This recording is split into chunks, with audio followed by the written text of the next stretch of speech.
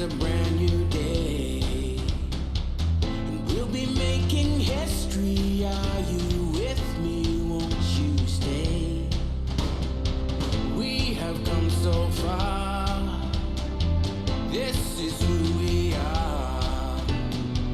And like the rising sun, we have just begun to play our part. This is the time we form the chorus. Lift your voice for those before us. We can rely on one another. Feel the pride, let's show our colors. We are heroes and dreamers. We are restless believers, stronger than ever.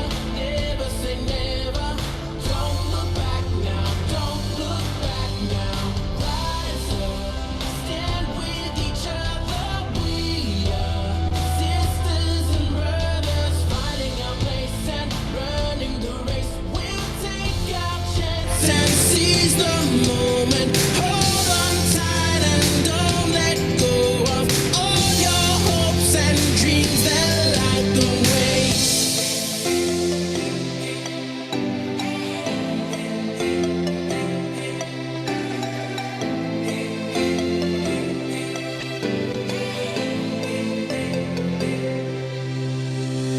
We control our fate. Destiny awaits. We are all the actors in the stories we create. Hope will be our guide. We'll no longer hide. When we roll like thunder, feel the wonder from inside.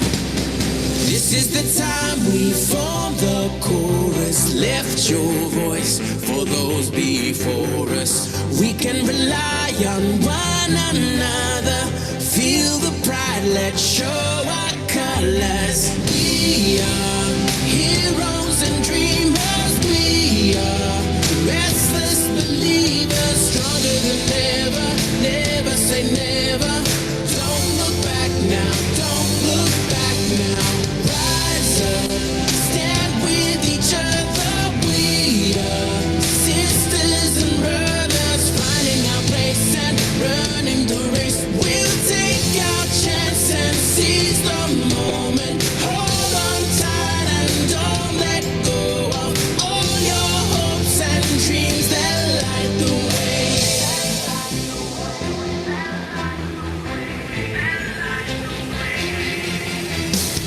Watch me now, I feel the spotlight shining down. Everything's alright, standing proud. We'll make the walls come down.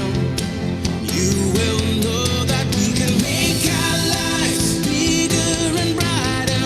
Realize we can be fighters. You will see what we were born to be. We are heroes and dreamers. We are restless believers, stronger than ever. Never say never.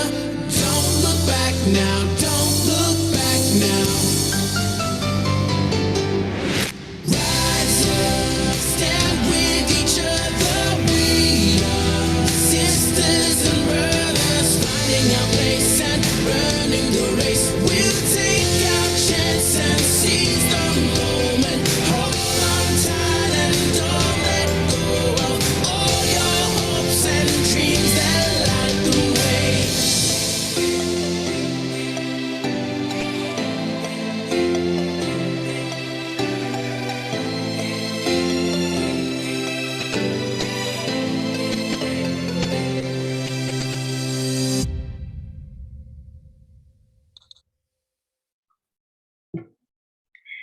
Selamat pagi, selamat hari Sabtu, dan tentunya selamat datang kami ucapkan kepada para ibu-ibu sekalian, wanita di seluruh Indonesia dalam acara Workshop Financial Literacy for Women tahun 2021 yang diselenggarakan atas kerjasama Masyarakat Ekonomi Syariah dan Prudensial Indonesia. Perkenalkan, saya Indah Kirana, kembali menjumpai Anda sebagai host pada acara Workshop Financial Literacy for Women kelima dengan tema Merdeka Finansial, bukan sekedar impian. Nah, seperti apa ya? Nanti kita akan lihat dan kita akan bahas bersama. Dan tentunya acara ini akan berlangsung dari pagi hingga siang nanti ya. Nah, sebelum memulai acara, kami akan bacakan terlebih dahulu peraturan webinar pada pagi hari ini. Ya, peserta diharapkan mengikuti jalannya acara Workshop Financial Literacy for Women kelima dengan baik hingga acara berakhir. Peserta yang ingin bertanya dapat mengirimkan pertanyaan melalui kolom Q&A dan pertanyaan akan dibacakan oleh kami pada saat sesi tanya jawab nanti. Informasi terkait e-sertifikat, materi, door prize, dan juga pulsa reguler akan disampaikan menjelang akhir acara melalui kolom chat Zoom. Bagi yang memiliki kendala koneksi Zoom, silahkan dapat menyaksikan acara melalui live streaming kami di channel YouTube Masyarakat Ekonomi Syariah. Mohon untuk menggunakan kolom chat Zoom dan kolom Q&A sebagaimana mestinya. Ya, demikian tadi peraturan webinar pada pagi hari ini. Semoga kita bisa taati bersama demi kelancaran acara ya.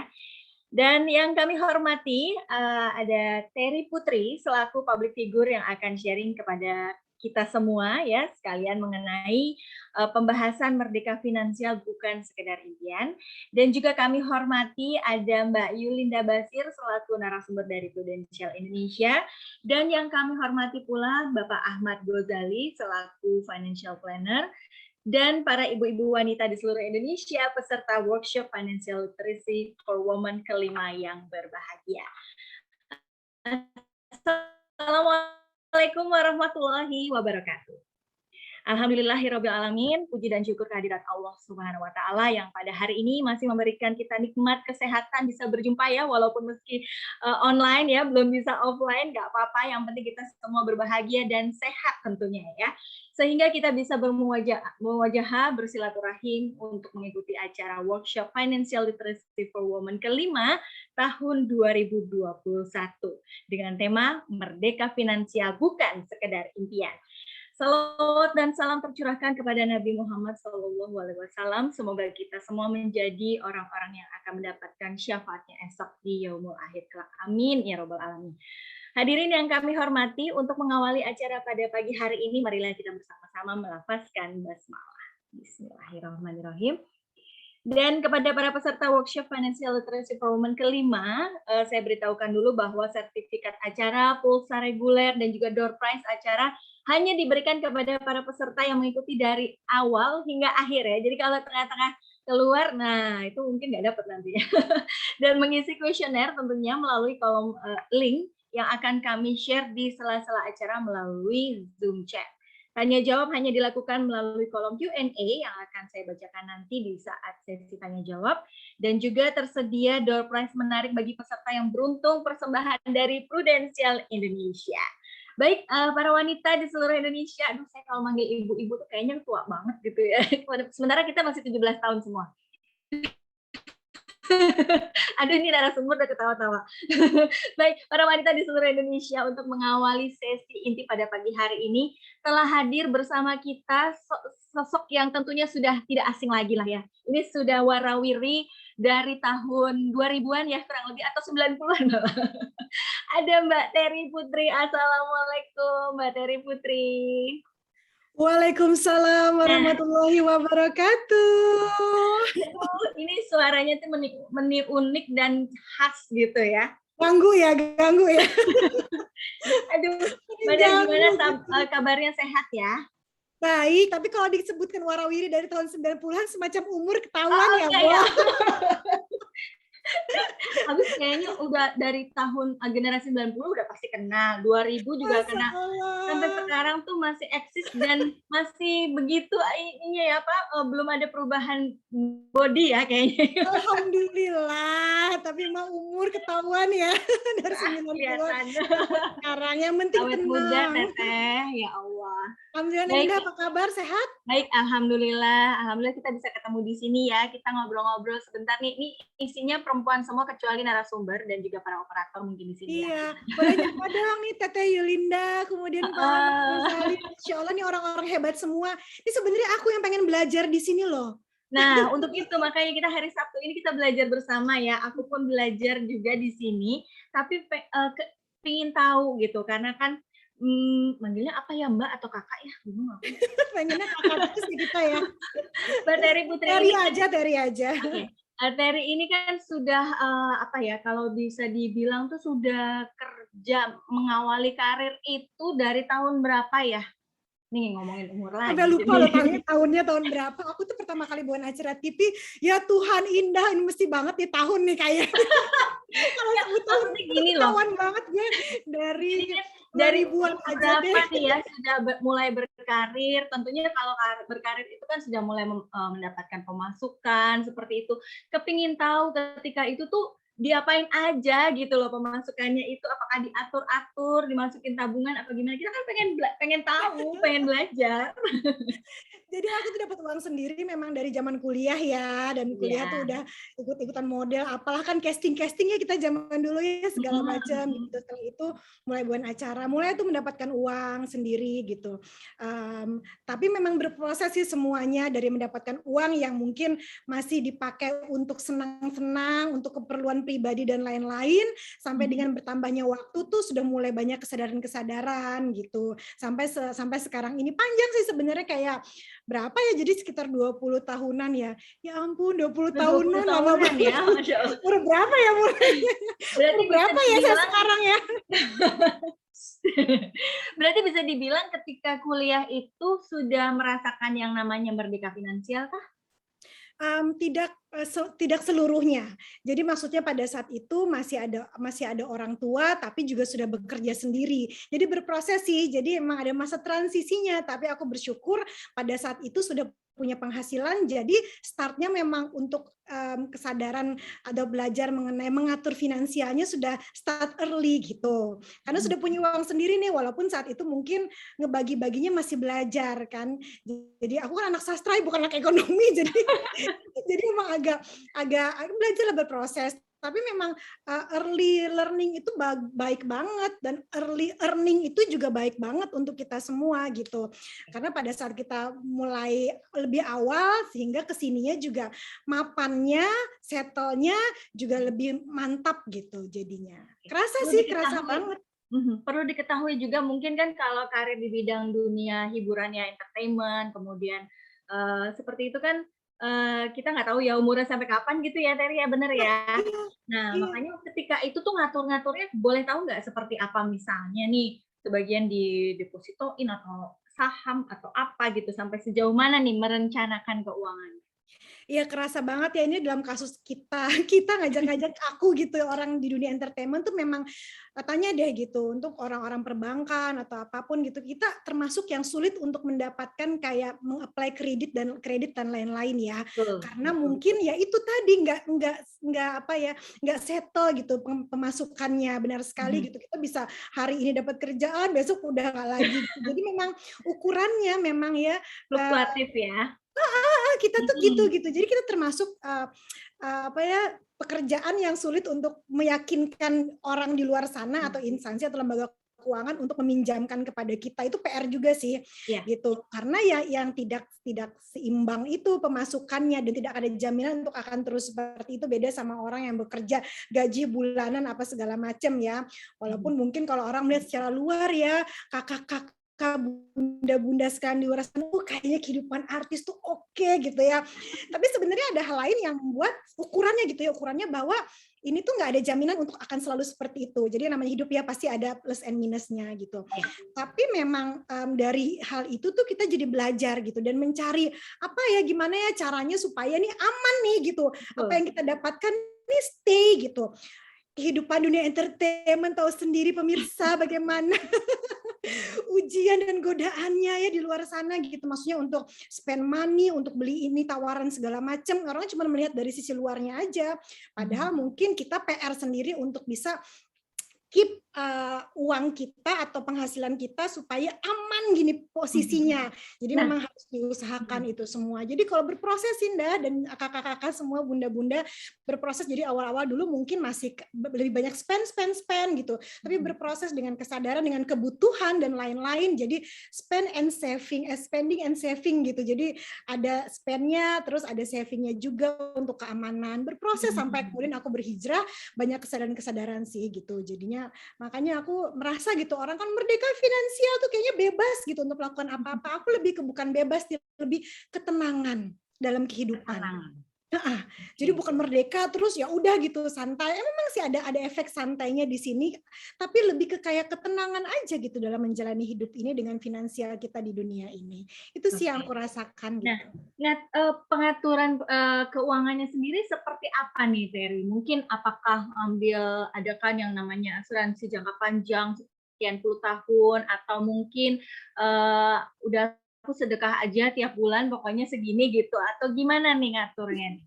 Ada proses-prosesnya sih ya, maksudnya kalau bertanya mengenai kayak di 10 tahun atau 7 tahun terakhir ini ya, maksudnya udah umur segini juga banyak kesadaran dan banyak hal pelajaran juga yang aku dapatkan. Jadi memang ada hal-hal yang dilakukan sih dalam finansial aku gitu pribadi. Ini aku masih belajar ya Bapak Ibu, mohon maaf gitu. Nanti aku juga akan ini sekedar sharing belajar kan gini ya. Jadi kalau dulu sih mana sadar sih kita bikin anggaran gitu ya, anggaran bulanan gitu contohnya ya. Aku tuh termasuk yang aduh takut gitu bikin anggaran, takut kayak kurang terus gitu. Ada loh fase terus ya. Ada loh fase seperti itu, masa-masa muda party and the gang itu ya, Bo ya. Terus jadi kayaknya pengen ini apa segala macam, jadi lebih banyak spendingnya. Tapi terus terang sih di kayak 7-10 tahun terakhir ini lebih ke membuat anggaran bulanan tuh udah bagian dari hidup aku gitu. Jadi memang harus dilakukan loh gitu. Susah, sakit atau gimana pun ini tetap harus dilakukan yang namanya anggaran bulanan itu, jangan tutup mata gitu ya. Apapun sekecil atau sebesar apapun penghasilan. Kemudian juga berproses juga sih sekarang aku merasa bahwa mulai awalnya hanya mengurangi utang konsumtif gitu kayak kredit gitu ya, dan lain kartu kredit dan lain-lain tuh dikurangi sampai bisa melepaskan mudah-mudahan gitu. Jadi proses lah sebenarnya ya. Jadi anggaran bulanannya dijalankan, kemudian mengurangi utang konsumtif, kemudian juga nah ini nih nggak tahu ya apa aku aja karena sudah berumur ya. Jadi udah mulai untuk ada namanya dana darurat ya. Kalau dulu mana pernah sih mikir dana darurat, kayaknya ya udah aja gitu. Yang penting gue punya tabungan nih. Tapi udah berapa tahun nih kira-kira nyusun dana darurat ini? Aku tuh mungkin sekitar lebih dari 5 tahun dan daruratnya. Dan darurat itu bisa luas sekali loh, tidak hanya dana darurat dunia gitu kayak ya yang ada yang dana yang tidak dipakai sama sekali gitu untuk dana darurat aja. Tapi ada juga kayak aku persiapan kayak aku kan sangat sekarang ya karena berhijrah gitu, jadi spiritual ya, jadi kayak udah mempersiapkan dana kayak kematian gitu juga udah aku siapkan semua gitu. Jadi banyak sih dunia akhiratnya biar seimbang gitu. Jadi dana daruratnya ada, kemudian dana kayak dana kematian apa segala macam juga sudah. Jadi supaya nggak ngerepotin orang gitu, karena kan aku kondisi aku sekarang kan aku sendiri nih Dah, jadi memang apa-apa harus dilakukan sendiri gitu, apa-apa harus dipersiapkan sendiri. Ini mungkin hal yang membuat aku agak lebih berbeda gitu, ada bukan plus sih, jadi mungkin berbeda aja dengan yang lainnya gitu ya. Mungkin ada pasangan, ada keluarga, ada anak, ada plus minusnya lah. Mungkin kalau ada anak, jadi otomatis kan ada dana untuk pendidikan anak. Kalau kan aku enggak. Tapi di sisi lainnya kan aku nggak ada suami, jadi otomatis aku juga harus handle sendiri semuanya, termasuk persiapan kayak tadi dana darurat, sama ada dana kematian, ada iuran ini dan itu gitu ya, proteksi jiwa dan lain-lain itu harus dijalankan aku sendiri gitu. Kemudian juga tadi ya dana darurat tuh sekitar sekarang umur gue berapa sih? Umur nih kadang. Nggak mau ngaku nih umurnya. Jadi setelah 30-an ya. 30-an itu berarti 10 tahun yang lalu loh. Nah, berarti di kondisi pandemi seperti sekarang ini apa yang Terry rasakan memiliki rekening dana darurat itu? Itu berasa sekali di hampir 1,5 tahun ini tuh kerasa sekali manfaatnya gitu yang aku rasakan ya. Iya kan gitu. Maksudnya ya kita pasti terdampak dengan pandemi ini semualah gitu. Mau kerjaan apa segala, tapi dengan ada dana darurat itu, tapi tetap aku tuh posisinya jangan dipakai selama masih bisa masuk pemasukan yang lain, yang ini aja dipakai, tetap sih kayak gitu ya.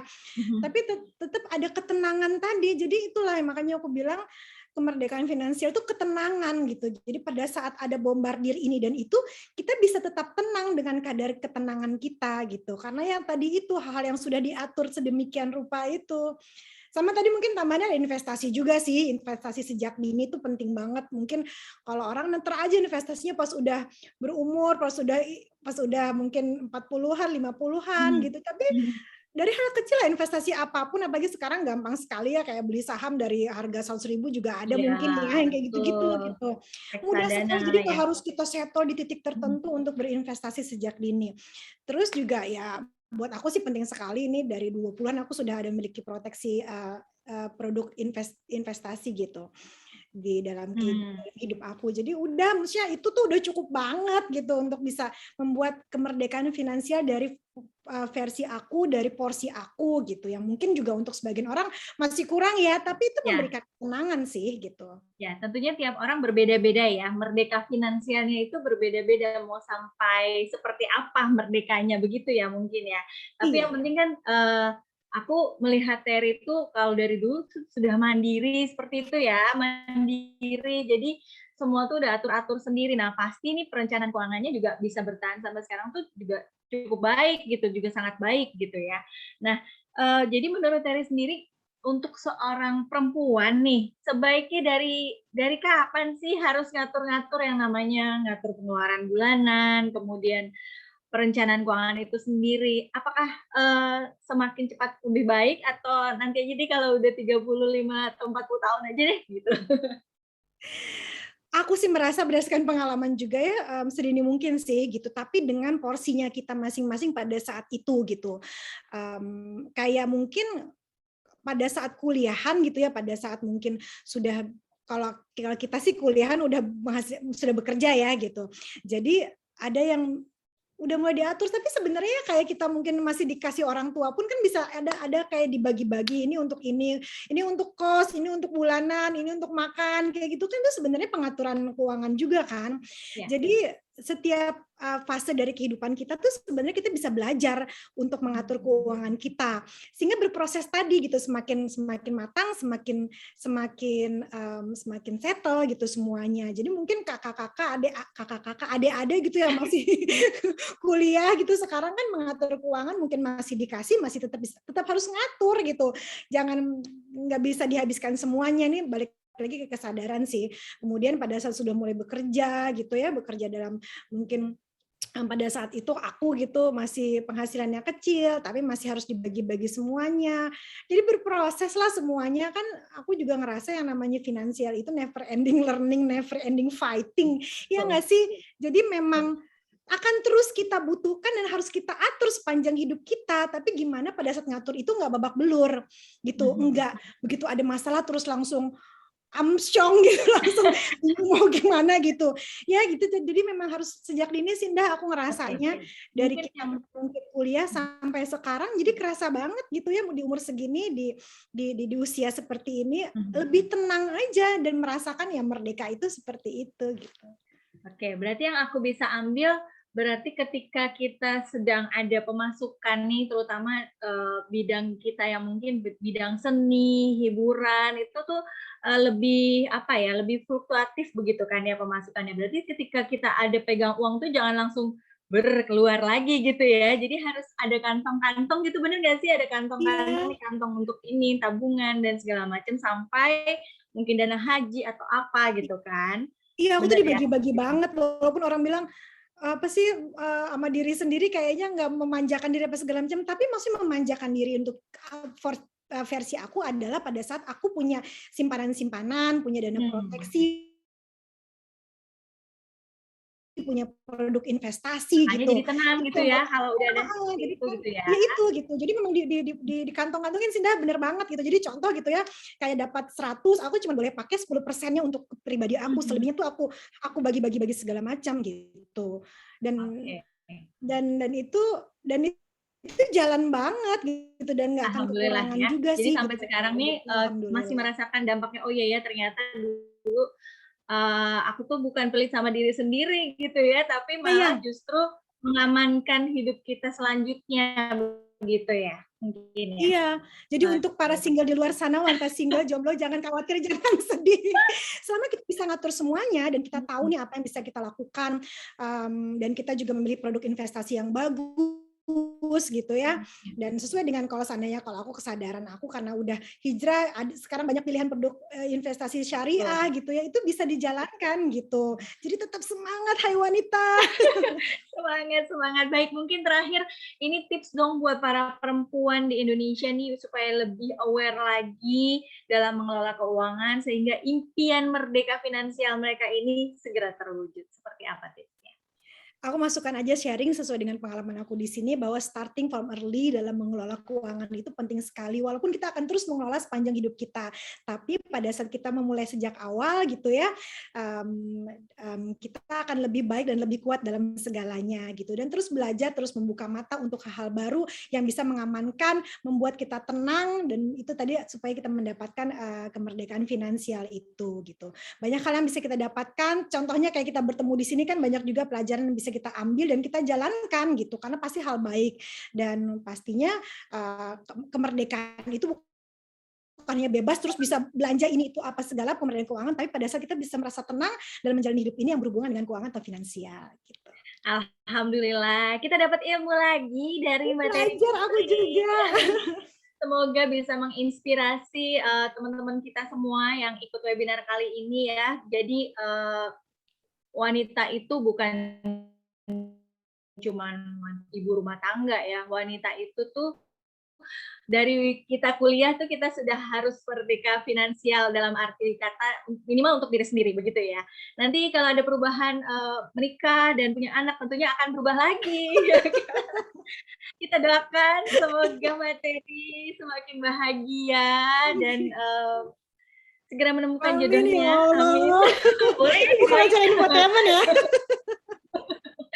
Oke, terima kasih loh dari Putri atas inspirasinya sharingnya pada pagi hari ini, dan ibu-ibu tentunya mungkin ada juga yang belum terlalu paham nih bagaimana nih perencanaan keuangannya. Jadi kita mesti kantong-kantonginnya teh kumaha gitu kayak. Makanya pada pagi hari ini kita akan belajar lagi bagaimana sih merencanakan keuangan yang baik. Untuk itu telah hadir pula narasumber pada webinar kali ini ada Teh Yulinda Basir dari Prudential Indonesia. Assalamualaikum Teh Yulinda. Waalaikumsalam Mbak Indah, Mbak Terry, Pak Ahmad Ghazali, semuanya teman-teman. Nanti mohon bimbingannya ya, seperti apa nih kita harus ngatur-ngatur keuangannya ya. Insya Allah. Baik, dan juga sudah hadir pula di sini Mas Ahmad Ghazali atau kita panggil Mas Ahgos gitu ya. Nama bekennya begitu benar ya Mas Ahgos? Ya, boleh Agos. Oke, sehat ya Mas ya? Alhamdulillah sehat. Assalamualaikum semua. Waalaikumsalam warahmatullahi wabarakatuh. Tentunya juga sebagai financial planner harus kasih tips-tips jitu dalam waktu 20 menit nanti ya Mas. Yang paling efektif begitu ya. Nah, untuk sesi pertama kami akan persilahkan kepada Teh Yulinda Basir untuk menyampaikan materinya dengan durasi presentasi 20 menit. Kepada Teh Yulinda kami persilahkan. Terima kasih Mbak Indah, terima kasih juga Mbak Terry atas sharingnya ya. Satu hal yang aku catat adalah bahwa sebenarnya yang lebih penting itu kebiasaannya ya, gitu, kebiasaan untuk nabung, kebiasaan baik yang kita pupuk sedari muda, belia gitu ya. Yakinlah di sini perempuan-perempuannya masih pada milenial kayaknya ya Mbak Indah ya, termasuk kita semua ya, umurnya masih 17-an ya. Oke, baik, saya ingin kenalan dulu ya, boleh mungkin dimulai slide-nya Mas Rizky atau teman-teman dari MES. Baik, Kelihatannya agak terpotong ini slide-nya. Oke. Jadi Prudential kali ini ingin berbagi informasi bagaimana sih tips mengelola dana untuk perempuan gitu supaya merdeka financial itu bukan sekedar impian. Nah, kita kenalan dulu ya. Saya Yulinda Basir. Mungkin ke next slide-nya boleh. Saya salah seorang karyawan di Prudential Indonesia. Nah, Prudential Indonesia itu kami itu kalau di Indonesia itu sejak tahun 95 ya, adik-adik dan kakak-kakak serta para bunda semuanya. Jadi insya Allah di bulan November nanti kami akan ulang tahun nih yang ke-26. Nah, tujuan dari Prudential Indonesia hadir itu adalah untuk membantu masyarakat mendapatkan yang terbaik dalam kehidupan mereka. Makanya itu kami salah satunya hadir dengan program seperti ini untuk bertemu dengan para perempuan di seluruh Indonesia gitu. Baik, next slide. Nah, program kita kali ini adalah program edukasi literasi keuangan yang khusus ditujukan kepada perempuan. Kenapa ya? Kok untuk perempuan gitu ya? Karena kita semua pahami dan sadari perempuan itu tanggung jawabnya itu luas dan beragam sekali. Kalau perempuannya pintar mengatur keuangan, insya Allah keluarganya juga masa depannya lebih cerah ya kan. Kalau kita ingat-ingat ya, perempuan itu di rumah menteri kesehatan, sekarang sibuk ngurusin semua teman-teman, keluarga, keponakan, adik, kakak, vaksin ya di masa pandemi ini, terus juga jadi petugas menteri kebersihan gitu ya kalau di rumah, terus jadi ahli gizi, jadi menteri keuangan, juga perempuan harus pandai manajemen waktu, jadi guru juga, kadang-kadang jadi psikolog juga karena harus menyeluruh gitu ya, sehat fisik dan sehat juga jiwanya gitu ya, mentalnya. Jadi kenapa Prudential bertemu dengan ibu-ibu di seluruh Indonesia sejak tahun 2009? Karena apa? Karena yang tadi peran perempuan itu penting sekali di dalam keluarga gitu ya. Kalau keluarganya sehat, keluarganya keuangannya oke, maka masyarakatnya juga akan semakin merdeka secara finansial. Sejak di tahun 2020 tuh Prudential Indonesia sudah bertemu dengan lebih dari 38.000. Jadi kalau perempuan Indonesia, jadi kalau di hitung sampai dengan sekarang pasti udah lebih banyak lagi. Next slide-nya silakan. Nah, apa sih sebenarnya perencanaan keuangan itu? Perencanaan keuangan itu adalah pengelolaan uang yang kita ada gitu, tapi sesuai dengan secara terencana, sesuai dengan tujuan kita nanti ke depannya. Sebenarnya sesimpel itu. Boleh next slide-nya ya. Nah, untuk melakukan perencanaan keuangan tuh kita harus memahami 3 hal nih, kakak-kakak dan ibu-ibu semuanya. Nomor 1, untuk kebutuhan sehari-hari. Kita harus pahami pengelolaan keuangan untuk kebutuhan sehari-hari. Yang kedua, untuk kebutuhan darurat. Tadi Mbak Terry, Mbak Indah udah bahas tuh kebutuhan darurat apa aja sih? Ya, nauzubillah min zalik ya, misalnya kena PHK, kita harus sudah punya uang cadangan, dana darurat. Atau yang kecil-kecil sehari-hari, tiba-tiba rumah ada yang bocor, atau motor yang kita gunakan untuk usaha rusak. Nah, itu kita menggunakannya, idealnya adalah dengan dana darurat. Terus juga yang ketiga, kita juga harus memahami, kita tuh harus juga punya simpanan dan tabungan. Kita sekarang mau ngajak kakak-kakak di sini untuk pooling ya, mengenai dana darurat, boleh dibantu. Mas Rizky, pingin tahu nih kakak-kakak dan ibu-ibu di sini ada pertanyaan, boleh tolong dijawab. Ini tidak ada benar dan salah ya, dijawab dengan sejujurnya aja. Apakah ibu-ibu di sini sudah melakukan pencatatan pemasukan? Bukan pencatatan keuangan, yang dana darurat boleh dicantum. Ya udah deh, nggak apa-apa, ini aja. Apakah perempuan kakak-kakak, ibu-ibu di sini sudah melakukan pencatatan pemasukan dan pengeluaran? Silakan dijawab. Mbak Indah nyatet nggak Mbak Indah? Sudah dong, tentunya. Nyatet ya, biar bisa kita evaluasi. Kalau Mbak Terry gimana, nyatet nggak pemasukan dan pengeluaran? Nyatet kayaknya, tadi kan bilang Alhamdulillah nyatet. Terima nggak terima harus dicatat, sedih walaupun sedih kadang-kadang teleponnya catat terus. Iya. Pengeluarannya dicatat ya, pemasukan belum tentu. Terus kadang-kadang suka merenung kalau pas udah nyatet, ya ampun ngapain sih, ini ngapain gue beli ini sih gitu ya kadang-kadang. Banget. Pak Bulit. Baik, kita lihat nih hasilnya gimana. Kira-kira di sini ibu-ibu, kakak-kakak udah pada nyatet belum ya? Oh, 60% katanya udah nyatet. Alhamdulillah ya, berarti udah pada disiplin. Nanti yang 40% semoga nyatet juga gitu ya. Baik, kita ke next slide. Nah, tadi kan yang namanya perencanaan keuangan, pengelolaan keuangan supaya kita terencana untuk mencapai tujuan. Nah, rencana tuh bisa dibagi 3 ya, berdasarkan jangka waktunya. Ada jangka pendek, silakan diklik slide-nya. Yang jangka pendek itu yaitu yang pengeluaran wajib yang jangka waktunya 1-3 tahun ya.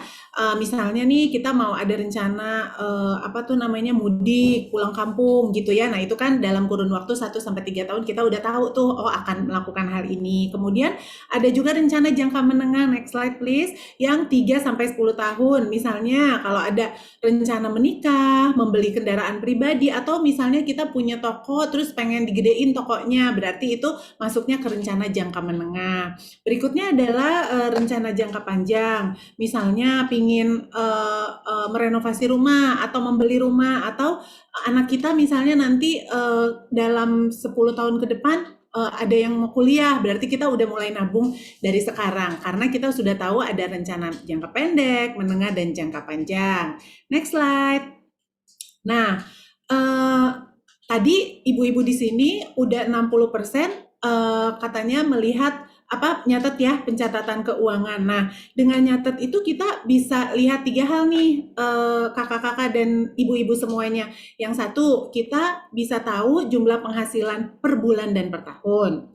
Terus kita bisa tahu jumlah pengeluaran per bulan dan per tahun. Terus kita juga bisa tahu persentase tabungan yang kita lakukan setiap tahun. Jadi untuk kakak-kakak yang di sini nggak apa-apa, tidak ada kata terlambat untuk melakukan perencanaan kondisi keuangan kalau misalnya sekarang belum melakukan. Daripada kita nggak sadar-sadar ya, lebih baik kita mulai. Mudah-mudahan sesudah acara ini kakak-kakak dan bunda-bunda dan ibu-ibu semuanya melakukan mulai mikir perencanaan dan kondisi keuangan. Nah, untuk kakak-kakak yang sudah punya keluarga, memiliki visi dan misi yang sama dengan pasangan, dengan suami, itu hal yang sangat penting karena kan kita bareng-bareng ya di dalam suatu keluarga, jadi nggak boleh yang satu ke kiri yang satu ke kanan, itu harus dibicarakan. Itu hal terpenting yang harus kita lakukan ya dalam perencanaan dan kondisi keuangan.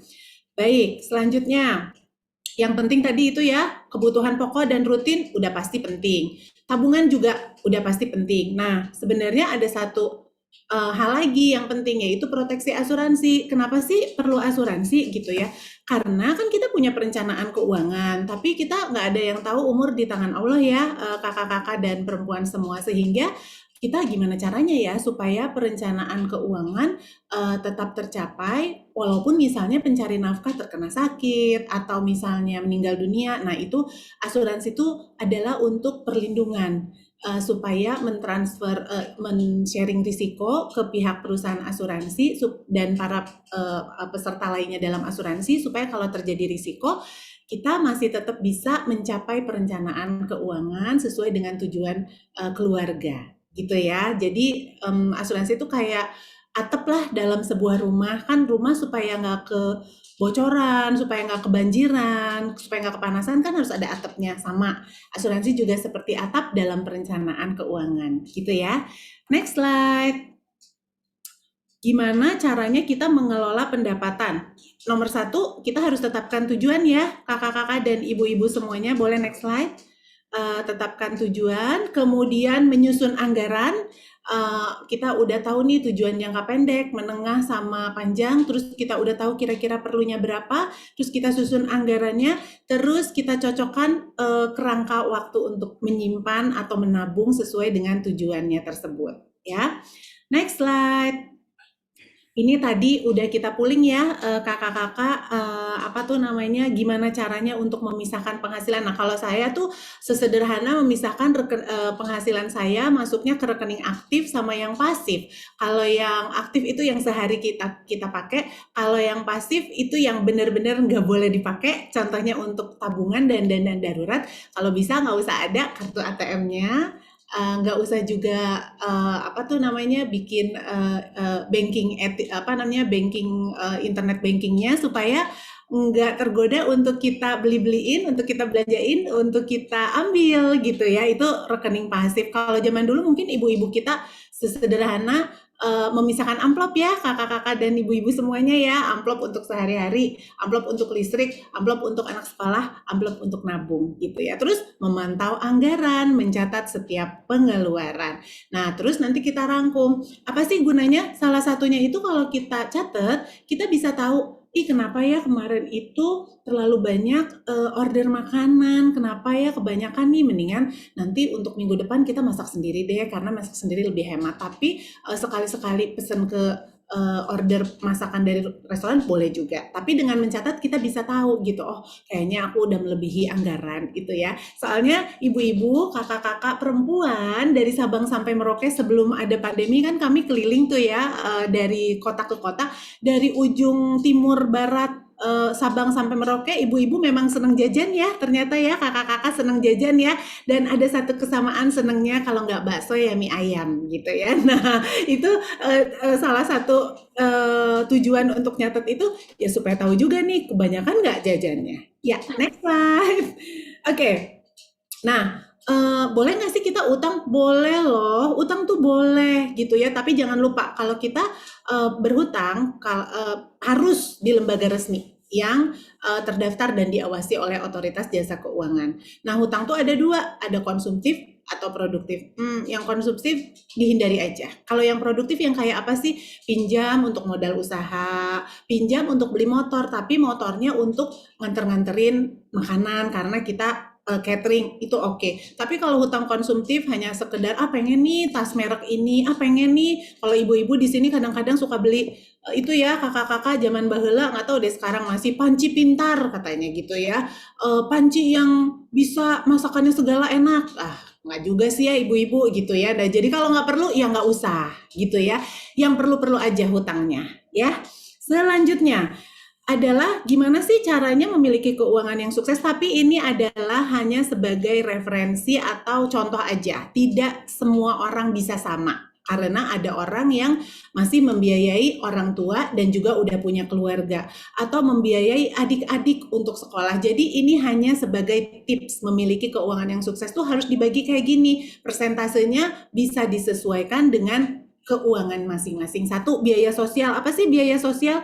Itu loh kalau kita dapat undangan pernikahan, ya kan ada biaya sosial ya untuk ngasih amplop, terus ada yang lahir ngasih kado, ada yang sunatan, atau ada yang kedukaan gitu ya, atau ada acara 17 Agustusan gitu. Nah itu biaya sosial. Atau iuran kompleks ya, sampah, keamanan gitu, itu maksudnya biaya sosial. Kemudian ada juga tabungan dan asuransi, itu sebaiknya 20%, terus ada hutang yang produktif ya kalau bisa 30% dan 40%-nya untuk kebutuhan sehari-hari.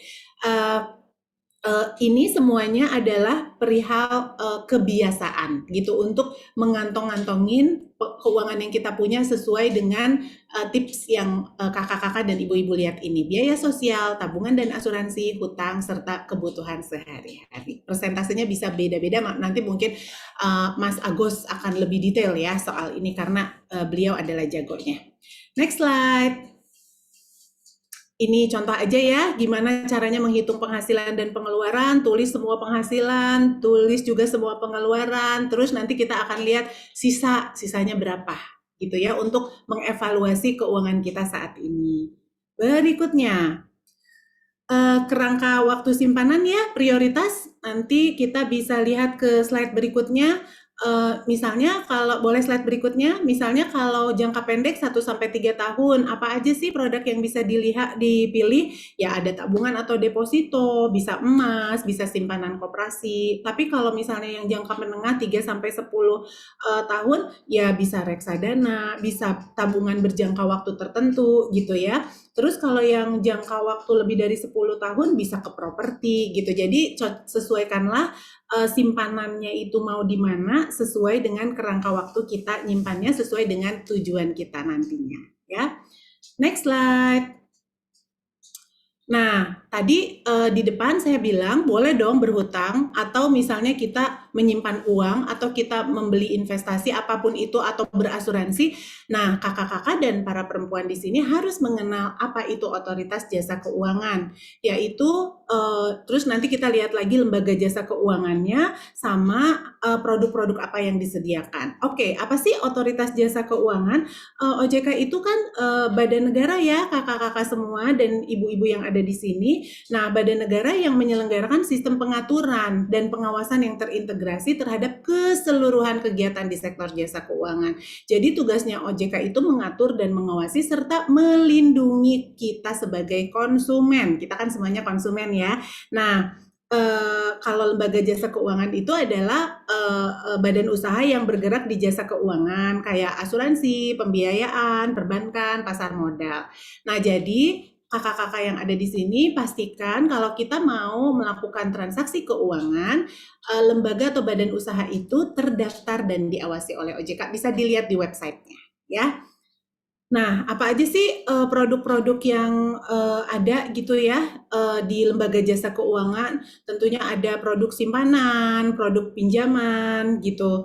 Terus ini bisa dibaca aja ya, nggak perlu dijelasin satu-satu. Terus next slide, ada juga produk asuransi. Apa sih asuransi? Asuransi itu tadi udah saya jelaskan ya, seperti atap gitu ya di dalam perencanaan keuangan gitu. Kita mesti punya asuransi supaya rencana jangka keuangannya tetap tercapai walaupun terjadi risiko ya pada diri kita gitu ya. Terus selanjutnya boleh next slide. Asuransi itu ada dua, ada asuransi umum, ada asuransi jiwa gitu ya. Kalau asuransi umum contohnya untuk asuransi rumah, asuransi untuk kendaraan, itu asuransi rumah umum. Kalau asuransi jiwa itu asuransi terhadap diri seseorang yang merupakan pencari nafkah atau juga seseorang yang diperlukan untuk rencana keuangannya itu tetap akan tercapai. Jadi ada dua ya asuransi itu, kakak-kakak dan para perempuan semua. Kita coba lanjut ke asuransi jiwa. Nah, kalau asuransi jiwa itu kalau misalnya tertanggung gitu ya, yang jiwanya diasuransikan itu meninggal dunia atau menderita cacat total sehingga nggak bisa lagi mencari nafkah, maka keluarga akan tetap terlindungi karena keluarga akan mendapatkan santunan gitu ya, sehingga dapat melanjutkan kehidupan. Nah, asuransi juga ada dua, ada yang tradisional sama ada yang unit link. Kalau tradisional yang murni untuk perlindungan, kalau yang unit link yang ada kaitannya dengan investasi. Selanjutnya, apa sih manfaat asuransi itu? Manfaat asuransi itu tadi udah aku jelasin juga, tapi ini summary-nya nomor 1, perlindungan atau proteksi. Jadi memberikan rasa aman kalau terjadi apa-apa dengan seseorang sebagai pencari nafkah, perencanaan keuangannya tetap akan bisa dilakukan. Terus juga mengalihkan risiko sehingga kebutuhan ekonomi tidak terganggu. Misalnya kalau ada seseorang di keluarga kita sakit, kalau kita udah punya asuransi kan akan di-cover sesuai dengan manfaat yang dibeli di asuransi. Terus meminimalisir kerugian kalau terjadi hal yang tidak terduga, misalnya nauzubillah min dzalik ya, toko kita ada kebakaran, mobil kita ketabrak gitu ya. Dan tentunya membantu pencapaian tujuan keuangan kita. Rasanya itu aja dari saya, Mbak Indah dan kakak-kakak serta ibu-ibu semua terkait dengan tips untuk perencanaan keuangan buat para perempuan di seluruh Indonesia. Terima kasih. Baik, ini pas sekali waktunya, baru mau diingetin waktunya tinggal ternyata sudah pas, dan semuanya sudah tersampaikan. Insya Allah tadi teman-teman nyatet ya. Jadi karena kadang-kadang dengerin terus lupa deh. Mudah-mudahan tadi nyatet ya apa-apa yang harus dilakukan dan seperti apa pentingnya asuransi juga. Nah, terima kasih kepada Teh Yulinda Basir. Nanti ada sesi tanya jawab ya Teh ya.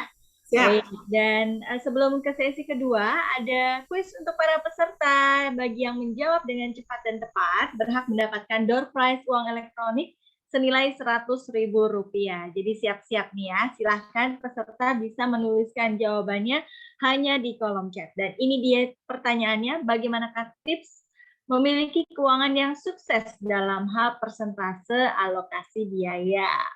Nah, tadi udah dikantong-kantongin tuh sekian persen untuk ini, sekian persen untuk itu gitu.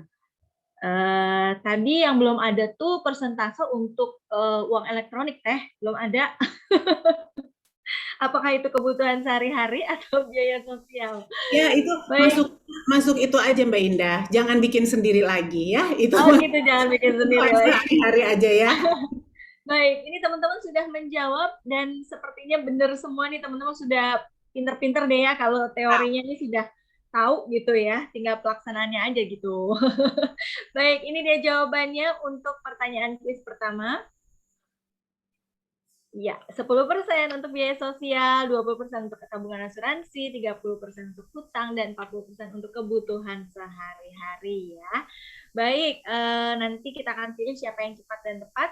Apakah ada kuis lagi, satu lagi? Satu pertanyaan aja ya. Oke, baik. Dan untuk sesi selanjutnya, kami akan persilahkan. Oh, ada kuis kedua. sorry. Ada kuis kedua, dan apakah itu perencanaan keuangan? Wah, ini sudah siap semua jawabannya. Perencanaan keuangan adalah titik. Nah, tujuannya juga tadi boleh juga disebutkan ya, tujuannya untuk perencanaan keuangan. Silahkan dijawab para peserta. Nanti kita akan pilih yang paling cepat dan tepat. Dan jawabannya dari pertanyaan kuis kedua, apakah itu perencanaan keuangan? Ya, perencanaan keuangan adalah pengelolaan keuangan secara terencana untuk mencapai rencana dan tujuan hidup. Ya, baik. Ini sama nih peserta juga hampir betul semua. Ini jawabannya kalau dilihat sekilas ya. Baik, kita akan lanjut untuk sesi selanjutnya. Kami akan persilahkan pertanyaan kuis yang ketiga. Apa manfaat memiliki asuransi? Oke, wah ini di kuisnya banyak nih ya. Apakah manfaat memiliki asuransi? Teman-teman bisa langsung menjawab. Tadi banyak ya tujuannya, ada yang untuk apa, ada yang untuk apa, ada beberapa, tadi ada 4 kalau nggak salah ya. Silahkan disebutkan. Iya. Dan jawabannya adalah, nah, benar sekali, ada 4. Ada untuk perlindungan proteksi, memberikan rasa aman ketenangan, sebagai pengalihan risiko, sebagai meminimalisasi kerugian atas hal-hal yang tidak terduga, dan untuk mencapai tujuan keuangan kita ya. Seperti tadi yang tadi mau kuliah, harus ditaruh di mana dalam sesuai dengan jangka waktunya masing-masing. Oke, aduh senang deh pesertanya ini sudah pinter-pinter banget jawabnya nih. Tinggal pelaksanaannya ya, harus komitmen dan disiplin menabung.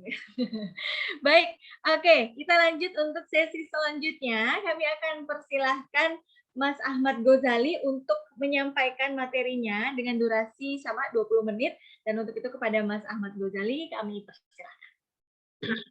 Oke, makasih Mbak Indah. Assalamualaikum warahmatullahi wabarakatuh, teman-teman semua, ladies di seluruh Indonesia, ibu-ibu, kakak-kakak, teteh, mbak, lah semuanya deh ya. Alhamdulillah saya jadi paling cakep di sini, nggak ada yang nyanyiin. Jadi paling ganteng, Bu. Paling ganteng karena perempuan semua. Coba kalau sama laki-laki banyak persaingan. Alhamdulillah. Oke, teman-teman, siang ini, pagi ini saya mau cerita tentang gimana caranya kita jadi perempuan yang jago atur keuangan. Tadi udah dibilangin dong, yang namanya perempuan itu berpengaruh sekali dalam keluarga. Kalau perempuannya pinter ngatur uang, keluarganya biasanya tertata dengan lebih baik. Kalau perempuannya pinter ngatur duit, semua beres. Nah, kalau misalnya ibunya atau si istri ini boros, nah biasanya anaknya ikut boros. Boleh dong slide-nya? Makasih.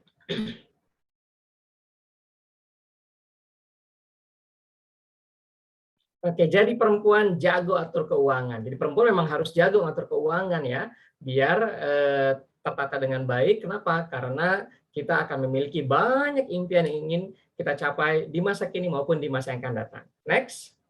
Nah, tapi saya mau mundur dulu nih tentang apa sih bagaimana sih perspektif Islam tentang keuangan bagi perempuan. Pertama, Islam itu mengakui hak mutlak kepemilikan harta seorang perempuan. Jadi walaupun sudah menikah, seorang perempuan yang sudah menikah, Nggak otomatis loh hartanya digabung dengan harta suaminya. Perempuan itu punya harta sendiri yang itu mutlak nggak boleh diganggu, yaitu satu, harta sebelum dia menikah, harta bawaan. Yang kedua, mahar atau mas kawin dan hadiah yang dia terima dari suaminya atau dari keluarganya, yaitu adalah haknya dia sendiri. Yang ketiga adalah warisan dari keluarga, itu juga haknya sendiri. Jadi perempuan itu sangat diakui, sangat dihormati dalam Islam dalam hal kepemilikan dan pengelolaan harta. Yang kedua, harta itu punya si perempuan tadi. Yang kedua adalah juga dihormati pengelolaannya. Jadi seorang perempuan dapat mengambil keputusan finansial secara independen, nggak tergantung sama suaminya. Ya, dia punya tuh yang namanya harta bawaan sebelum nikah, dia punya mahar, dia pakai, dia punya hadiah-hadiah, punya warisan, yaitu silakan digunakan sendiri tanpa harus terganggu dengan kepentingan orang lain. Jadi itulah yang disebut dengan yang merdeka secara finansial. Tapi tantangannya ya perempuan itu perlu untuk memiliki akses finansial yang independen. Kenapa? Karena saya masih banyak temui perempuan-perempuan yang belum punya rekening. Sehingga kemudian kalau mau transfer, entar saya nitip sama suami dulu ya. Kalau mau ngapa-ngapain, nitip sama rekening suami. Nah, ini juga artinya dia jadi tidak independen secara akses. Padahal sebetulnya seharusnya sih semua dari kita punya dong akses finansial yang sama. Toh tidak dibatasi juga bahwa laki-laki perempuan sama saja aksesnya terhadap finansial. Alhamdulillah program-program yang diadakan 5 tahun terakhir ini sudah meningkatkan literasi dan inklusi keuangan. Yang sebelumnya kepemilikan rekening di perbankan, misalnya yang simpel aja deh rekening bank. Rekening bank itu ternyata lebih banyak laki-laki, agak jauh ya dibandingkan dengan perempuan. Tapi sekarang ini sudah hampir seimbang, sehingga bisa dibilang sudah lebih baik dibandingkan dengan sebelumnya. Kemudian angka harapan hidup. Nah, ternyata dari WHO menyebutkan bahwa angka harapan hidup di Indonesia untuk perempuan itu lebih panjang dibandingkan untuk laki-laki. Dan ini sama dari beberapa tahun sebelumnya juga sama. Angkanya sekitar ya mungkin perubahan terakhir ya sekitar perempuan itu angka harapan hidupnya sekitar 74 sampai 76 tahun Indonesia. Sedangkan laki-laki itu sekitar 72 sampai dengan 74 tahun. Jadi mohon maaf saya pergi duluan ya. Ternyata perempuan itu umurnya lebih panjang. Apa konsekuensinya kalau perempuan umurnya lebih panjang? Tentu secara finansial artinya dia perlu punya kemandirian finansial. Dia mengambil keputusan sendiri, bisa punya aset sendiri. Itu yang penting. Kenapa? Karena kalau misalnya ditinggal oleh suaminya, yang selama ini misalnya, kita kan nggak tahu dipanggilnya kapan ya. Selama ini semua tergantung sama suaminya dari sisi kepemilikan maupun dari sisi keputusan. Begitu suaminya nggak ada, agak bimbang untuk ambil keputusan, nggak tahu rekening aksesnya di mana, dan seterusnya. Maka kita semua, terutama perempuan di sini, harus memiliki kemandirian finansial, punya akses finansial sendiri, dan pintar ngambil keputusan. Kenapa? Karena ya angka harapan hidup menunjukkan perempuan usianya lebih panjang dibandingkan dengan laki-laki. Next. Nah, tadi kan disebut nih merdeka finansial. Apa sih merdeka finansial? Ya, ada yang bilang merdeka finansial itu punya uang banyak, nggak usah kerja lagi. Atau ada yang bilang juga belanja apa aja nggak usah mikirin harga. Kayaknya sih enak banget ya. Belanja apa aja nggak usah mikirin harga. Tapi saya lebih memilih kemerdeka finansial itu bukan masalah kita punya uang berapa, tapi bagaimana sikap kita sebagai seorang itu merdeka atau tidak dalam keuangan. Satu yang jelas, punya rekening sendiri. Punya rekening sendiri artinya kita punya akses sendiri. Oke lah, ada mungkin joint account, rekeningnya bareng pasangan suami istri, tapi ya punya akses dong, punya ATM-nya, pegang bukunya, atau tanda tangannya sudah didaftarkan di perbankan, sehingga kalau perlu suatu waktu juga punya akses terhadap rekening tersebut. Yes, punya akses. Itu yang paling penting. Yang kedua, bisa ambil keputusan sendiri. Nggak usah bingung, nggak usah bimbang. Anda bisa ambil keputusan sendiri. Yang ketiga, mau kerja kek, mau enggak kek, itu atas keinginan sendiri, bukan dipaksa atau terpaksa. Ya dipaksa misalnya, aduh saya disuruh suami saya jangan berhenti kerja, atau sebaliknya disuruh suami saya berhenti kerja, ya tetap dibicarakan. Memang dalam kultur ya harus ada komunikasi seperti itu, jangan sampai kita merasa dipaksa. Yang kedua, jangan juga terpaksa gini, aduh pengennya sih berhenti kerja, ngurus anak aja deh di rumah, tapi cicilan utang masih banyak. Nah, Anda belum merdeka secara finansial. Kenapa? Ya masih diikat oleh cicilan utang. Bukan masalah salah utangnya dong, tapi masalahnya adalah kita mungkin kurang mengukur ketika ngambil utang, bahwa kita ngambil utang mungkin terlalu besar sehingga cicilannya tidak bisa dihandle. Ya, kalau begitu berarti belum merdeka. Maka untuk mewujudkan kemerdekaan finansial, nomor satu, sikap. Sikap. Bukan masalah dananya punya berapa, tapi sikapnya bahwa saya ingin punya akses sendiri, saya ingin punya keputusan mandiri, dan saya ingin bisa memutuskan tanpa harus terpaksa atau dipaksa. Itu yang jauh lebih penting. Next. Perempuan itu punya power yang luar biasa. Inilah financial power of emak-emak. Ternyata emak-emak itu punya financial power yang luar biasa. Nomor satu, perempuan secara tradisional dianggap sebagai orang yang lebih ngerti keuangan dibandingkan dengan laki-laki. Yang lebih teratur, yang lebih teliti, yang lebih pintar ngitung, kemudian juga yang kalau nawar lebih bengis gitu loh dibandingkan para suami. Nah, itulah kenapa perempuan itu adalah financial manager yang baik. Kalau dalam rumah tangga perempuannya sebagai financial manager yang baik, maka insya Allah keluarganya juga tertata dengan lebih baik. Yang kedua, perempuan juga bisa kok jadi money maker atau jadi penghasil atau jadi punya penghasilan sendiri. Entah itu penghasilan yang bekerja di luar rumah maupun juga penghasilan dalam rumah. Karena sekarang ini ya pandemi memang membuat kita jarang keluar rumah, tapi ternyata ini juga membuat kita jadi lebih terbuka. Ternyata banyak loh kesempatan untuk cari uang dari rumah. Atau istilahnya zaman sekarang dasterpreneur. Nah, dasteran aja udah bisa jadi entrepreneur gitu ya. Ternyata bisa kok nyari uang sambil, bahkan ada yang bilangnya tengkurepreneur, tengkurep aja dapat uang gitu ya. Ya tengkurep pegang HP ya, nggak tengkurep tidur ya. Nah ternyata bisa perempuan itu sebagai money maker. Yang ketiga, perempuan itu jadi role model untuk anak-anaknya terutama. Role model itu jadi teladan. Makanya di sini yang sudah punya anak, kemudian bingung nih, aduh anak saya kok boros banget. Bu, jangan bingung, ngaca. Nah, insya Allah ketemu jawabannya. Kalau kita udah ngaca, ketemu, kenapa anak kita boros? Saya nggak boros kok. Oke, ajak suaminya ngaca. Ketemu insya Allah jawabannya. Jadi anak itu kan nggak diajarin tentang uang ya di sekolah ya. Di sekolah di Indonesia, sekolah formal di Indonesia, tidak ada kurikulum tentang pengelolaan keuangan. Yang ada ya uang negara atau uang bisnis ya, akuntansi segala macam. Tapi sekolah TK, SD, SMP, SMA nggak ada yang namanya kurikulum pengelolaan keuangan. Maka dari mana anak-anak belajar? Dari orang tuanya terutama yang paling sering ketemu, dari bapaknya, dari ibunya. Jadi kalau anak kita boros atau segala macam, insya Allah ketemu jawabannya kalau kita udah ngaca. Yang keempat, perempuan itu dituduh sebagai lebih boros, padahal sebetulnya enggak. Frequent spender itu artinya perempuan itu lebih sering belanja. Bukan lebih banyak loh ya, lebih sering. Kenapa lebih sering? Karena yang kecil-kecil yang diurusin. Sedangkan kalau laki-laki, seorang suami, biasanya nggak terlalu sering, tapi keputusan keuangan yang besar. Contohnya beli rumah, beli mobil, langsung gede gitu ya. Hobinya pun beda. Kalau perempuan ya perintilan-perintilan tadi yang dibilang apa, panci pintar gitu ya, panci pintar, sendok pintar, sekarang segala macam dibikin pintar, bahkan ada gelas pintar lah bisa menghangatkan minuman dan seterusnya. Udah itu semua tinggal klik kirim online gitu ya, ya paling depan rumah pakai permisi. Nah ini kebiasaan baru sekarang ya, kita ngintip-ngintip ke depan rumah menanti paket yang akan segera tiba. Itu frequent spender perempuan, tapi jadi perempuan itu frequent spendernya nggak untuk diri sendiri loh. Perempuan itu kalau belanja biasanya sih demen aja belanjanya sehingga tapi nggak butuh, ya udah beliin buat suaminya. Tapi ini buat anak saya kayaknya keren banget nih gitu kan, beliin buat anaknya dan seterusnya. Jadi saya nggak setuju kalau dibilang perempuan itu lebih boros. Saya setuju perempuan itu lebih sering belanja. Tapi yang kelima ya, jadi dominan influencer dalam pengambilan keputusan keuangan yang besar. Yang memutuskan, laki-laki biasanya dalam rumah tangga, laki-laki atau seorang suami itu punya keputusan yang besar, tapi dia pasti nanya istrinya dulu deh. Misalnya nih, beli rumah di mana? Harga berapa? Itu biasanya seorang suami yang memutuskan.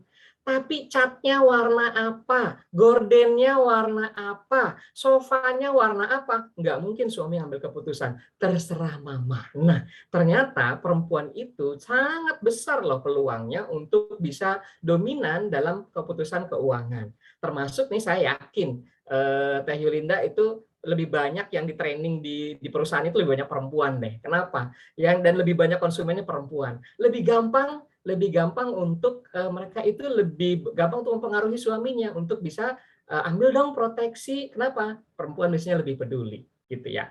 Beli mobil, oh laki-laki yang memutuskan merek apa, perempuan kadang-kadang nggak tahu mereknya, tapi warnanya apa, konsul sama istrinya. Ya, jangan sampai warnanya nggak matching sama warna rumah, gitu ya. Oke, next. Itulah financial power of emak-emak. Oke, sekarang saya mau sampaikan nih, tips mengelola keuangan, terutama sekarang ini di masa pandemi ya, nomor satu, atur orangnya dulu sebelum ngatur uangnya. Oke, kadang-kadang kita terlalu fokus pada ngatur uang, tapi lupa untuk ngatur orang.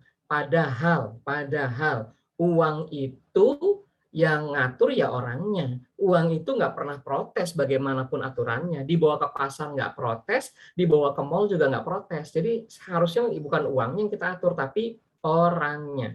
Yang kedua, miliki prioritas yang jelas dalam mengatur keuangan. Yes, pengeluaran kita banyak. Pengeluarannya pengen ini, itu. Tapi yang penting kita punya konsistensi dalam membuat prioritas. Itu yang penting. Karena yang masalah bukan uangnya kurang. Yang sering jadi masalah adalah uangnya keburu kepake. Kenapa keburu kepake? Karena prioritasnya salah. Yang ketiga, PSBB. Nah, kalau ingat pandemi, kita ingatnya PSBB sama PKM. Pengeluaran sedikit berdampak besar. Nanti saya kasih contohnya. Yang keempat, fokus pada fungsi, bukan gengsi. Yang sering jadi masalah, pengeluaran kita yang besar itu adalah karena terlalu banyak beli gengsi. Yang kelima, jangan tunda kebaikan. Mulailah dengan yang ada, mulai dari sekarang. Oke, next. Kita bahas yang pertama dulu ya. Atur orangnya sebelum atur uangnya. Ternyata mengajarkan pola makan yang benar sama anak itu bisa menghemat 500.000 sampai 2 juta per bulan loh untuk susu, jajanan, dan diapers. Saya seringkali survei sama peserta training pelatihan. Buat Mamah muda, ya. Buat Mahmud, kira-kira pengeluaran apa yang paling concern buat mamah muda? 2 biasanya, susu, diapers. Betul ditanya, oh iya tuh bener, popok, ada yang teriak ya, popok, itu pengeluaran banget buat mamah muda. Kalau ditanya, apa sih pengeluaran terbesar susu kalau nggak diapers? Berapa? Ada yang 500.000, ada yang 1 juta, 2 juta, bahkan saya pernah ketemu MC-nya yang ngaku setelah acara selesai, Pak, saya habis buat popok itu 5 juta sebulan. Oke. Kenapa? Karena gagal potty training. Jadi ajarin dulu, atur dulu orangnya sebelum kita ngatur uang. Kita ngatur uang tapi nggak ngatur orang, bahaya. Atur orangnya, dalam arti kita punya dong pola makan yang benar. Anak itu diajarin cara makan yang benar. Kalau dia cara makannya benar, dia tidak akan berlebihan jajan. Dia tidak akan berlebihan minum susu. Kita seakan-akan menganggap bahwa anak itu wajib minum susu. No, anak wajib minum susu sampai usia 2 tahun. Lebih dari 2 tahun, nggak usah terlalu banyak minum susu, 1 gelas 1 hari pun sudah sangat cukup. Lebih dari itu, kalau lebih dari itu, maka anak malah jadi nggak doyan makan. Jadi kadang kita terbalik ya, anaknya nggak doyan makan, dikasih susu, terbalik. Anaknya karena dikasih susu, maka dia nggak doyan makan. Itu yang sebetulnya terjadi. Dia jadi terlalu kenyang. Udah kenyang duluan sama susu, dia akhirnya nggak doyan makan. Bahayanya adalah, kalau susu itu gampang langsung masuk ke perut, selesai. Giginya nggak kerja, peristaltiknya nggak kerja, lidahnya nggak kerja. Apa yang terjadi? Giginya rusak. Apa yang terjadi kalau giginya rusak? Dokter gigi, mahal. Yes. Jadi mengajarkan pola makan yang benar itu bisa hemat banyak loh. 500.000 sampai 2 juta sebulan hanya untuk susu dan jajanan. Yang kedua, ajarkan potty training. Ajarkan anak untuk bisa ke toilet dengan benar. Mulai kapan? Mulai anak sudah bisa jalan dan sudah bisa komunikasi. Itu udah bisa kok diajarin potty training. Jangan sampai, nah banyak kasus yang ketemu pengeluarannya sangat besar, 1 juta, 2 juta, sampai 5 juta sebulan, cuma untuk beli diapers, beli popok. Kenapa? Karena anaknya udah usia 3 tahun, 4 tahun, bahkan ada yang udah 5 tahun, 6 tahun, belum udah mau masuk SD, ternyata masih harus pakai diapers kalau keluar rumah. Well, kenapa? Karena kita nggak ngatur orangnya. Terus kita ngeluh, aduh gimana cara ngatur uang, pengeluaran buat popok mahal banget. Yang karena salah, harusnya yang diatur orangnya bukan uangnya. Itu contoh aja, sebetulnya ada banyak lagi bagaimana kita seharusnya ngatur orangnya sebelum ngatur uangnya. Bukan kita saja, tapi dalam keluarga. Karena anak itu kadang-kadang diasuh juga sama neneknya, diasuh sama bapaknya, diasuh juga sama bibinya dan seterusnya. Nah, ini yang harusnya kita atur dalam rumah tangga kita, adalah atur orangnya supaya keuangannya lebih terkendali. Next. Yang kedua tadi adalah miliki prioritas. Nah, prioritas pengeluaran harus jelas. Prioritas pengeluaran itu kita prioritaskan, ada pengeluaran yang fix dan ada yang fleksibel. Nah, yang fix duluan, baru yang fleksibel. Kemudian yang risikonya tinggi duluan, baru yang risikonya rendah. Contoh nih, pengeluaran fix. Apa sih pengeluaran fix? Beli sembako? No, beli sembako bukan pengeluaran fix, itu pengeluaran fleksibel. Kok fleksibel? Ya, fleksibel. Karena kadang-kadang ketika kita belanja dapur misalnya, ada beras yang harganya 12.000, ada beras yang harganya 8.000 sampai dengan 12.000. Kan pilihan kita. Ada lauk yang namanya ikan, telur, daging, tempe, dan seterusnya, itu kan pilihan. Jadi sebetulnya itu fleksibel, tidak fix. Yang fix apa dong? Yang fix itu misalnya cicilan utang, nggak bisa ditawar. Kalau kita ke pasar masih bisa nawar. Harganya berapa segini, turunin dong dikit. Ya, kalau nggak nawar kan nggak afdol. Tapi nggak mungkin kita datang ke bank, bang, tolong dong turunin cicilan saya. Nggak bisa. Maka itu yang fix duluan dihitungnya, baru yang fleksibel. Yang kedua, prioritaskan yang tinggi resiko, baru yang rendah resiko. Apa tuh yang tinggi resiko? Tinggi resiko adalah yang kalau nggak dibayar, konsekuensinya tinggi. Apa yang kalau nggak dibayar konsekuensinya tinggi? Misalnya, kalau kita nggak bayar cicilan utang, maka atau berkurang, maka konsekuensinya denda, bunga, dan seterusnya. Kalau kita misalnya lewat bayar premi asuransi, apa yang terjadi? Mungkin asuransinya menjadi tidak berlaku atau lapse. Itu kan berarti tinggi resikonya. Kalau kita nggak saving untuk masa depan, resikonya baru akan terasa di masa yang akan datang, tapi resikonya besar sekali. Dibandingkan yang lebih kecil, resikonya apa yang resikonya lebih kecil? Ya, antara makan enak atau makan enak banget, itu kan resikonya kecil ya. Ya, antara kenyamanan, itu kan resikonya lebih kecil dibandingkan dengan keselamatan keuangan kita di masa yang akan datang. Jadi tegas, kita punya prioritas biar uangnya nggak keburu kepakai untuk hal-hal yang nggak penting. Lanjut. Nah, di masa pandemi, kita juga harus pintar-pintar PSBB, pengeluaran sedikit yang berdampak besar. Kreatif, cari alternatif pengeluaran, cari alternatif belanja, cari alternatif produk. Dan di masa online seperti ini, malah lebih gampang untuk bisa cari barang yang paling murah. Karena apa? Kalau search barang online, itu kita bisa langsung cari yang paling murah tanpa harus nawar sana kemari. Yang lebih mahal belum tentu lebih bagus kok. Contoh, kenapa ini gambarnya cabai ya? Nah, cabai hijau ternyata adalah memiliki kandungan vitamin C yang jauh lebih tinggi dibandingkan dengan jeruk, dibandingkan dengan suplemen. Oh, suplemen kita mahal-mahal di masa pandemi untuk beli vitamin C. Ternyata simpel caranya, pakai cabai hijau. Cabai hijau jauh lebih murah, juga enak sekalian buat dimasak. Yes, lanjut. Nah, oke, terakhir, fokus pada gengsi, fokus pada fungsi, bukan gengsi. Pengeluaran kita banyak dan tidak ada satupun di pengeluaran ada namanya pengeluaran gengsi. Padahal sebetulnya pengeluaran terbesar itu gengsi. Masalahnya dia nggak pernah kecatat. Karena kenapa nggak dicatat? Karena dia ngumpet. Ngumpet di mana? Ngumpet di biaya makanan. Ngumpet di biaya sekolah, ngumpet di biaya transportasi, ngumpet di biaya pakaian.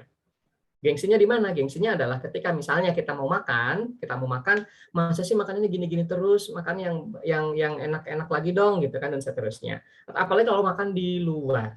Makan di luar ketemu orang, aduh kok pesannya cuma sekian, pesan lagi dan seterusnya. Gengsi. Gengsi lagi di sekolah. Masa sih anaknya di sekolah yang ono, sedangkan tetangga kita sekolahnya di sekolah yang itu, yang lebih mahal. Oke, gengsinya ada di situ. Di transportasi kita, di pembelian mobil kita, di pakaian kita, itu banyak unsur gengsi di situ.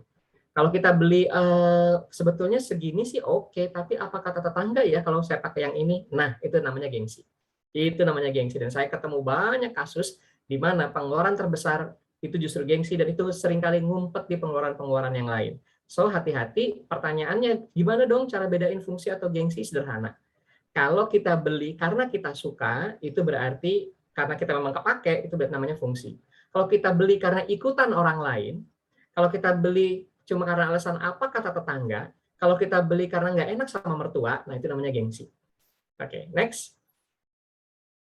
Nah, menjadi kaya itu penting, terlihat kaya itu tidak penting. Ini buat orang-orang yang terlalu mengutamakan gengsi, pesan saya sederhana. Jadi kaya itu penting, terlihat kaya itu tidak penting. Kenapa kita gengsinya gede? Karena pengen terlihat kaya. Oke, next. Terakhir, jangan tunda kebaikan, mulai dari yang ada. Kadang-kadang nih, untuk mulai nabung, untuk mulai ngatur uang, untuk mulai punya proteksi, untuk mulai punya dana cadangan, untuk mulai investasi, banyak alasannya. Aduh, sekarang harga lagi pada naik, tunggu harga turun deh. Ntar aja tunggu gaji naik, ntar aja tunggu cicilannya lunas, ntar aja tunggu anak-anak lulus, tunggu, akhirnya nggak pernah jalan. Akhirnya nggak jalan-jalan. So, Kalau kita yakin bahwa saving itu kebaikan, invest itu kebaikan, proteksi keluarga itu kebaikan, mulai dari sekarang jangan ditunda-tunda. Mulai atur keuangan, mulai berhemat, mulai investasi, mulai tambah penghasilan. Itu aja dari saya teman-teman semua. Semoga bermanfaat. Kita ketemu lagi di sesi diskusi. Assalamualaikum warahmatullahi wabarakatuh. Waalaikumsalam warahmatullahi wabarakatuh. Masya Allah, Mas Agus ini tadi materinya tuh singkat, padat, jelas sekali ya untuk para wanita di sini. Masya Allah, tadi aku terharu banget ya bahwa wanita itu memang benar-benar dihargai atau dihormati begitu ya, dari segi sebelum menikah sampai sesudah menikah itu hartanya tuh memang diakui, dan seharusnya memang sudah kodratnya seharusnya seorang perempuan itu mandiri secara finansial. Aduh, mudah-mudahan tadi teman-teman peserta semua mencatat, dan juga jangan lupa tadi tipsnya Mas Agus adalah mulai dari sekarang. Jadi nanti begitu selesai live meeting ini, live webinar ini, harus dimulai. Nggak ada kata terlambat begitu ya Mas Agus ya, untuk memulai mencatat keuangan, kemudian menabung, berhemat, dan yang terpenting juga adalah menambah penghasilan. Itu penting ya, karena semua perempuan di sini, apalagi zaman pandemi ini, semakin banyak loh pengusaha-pengusaha tadi, entrepreneur tadi, luar biasa.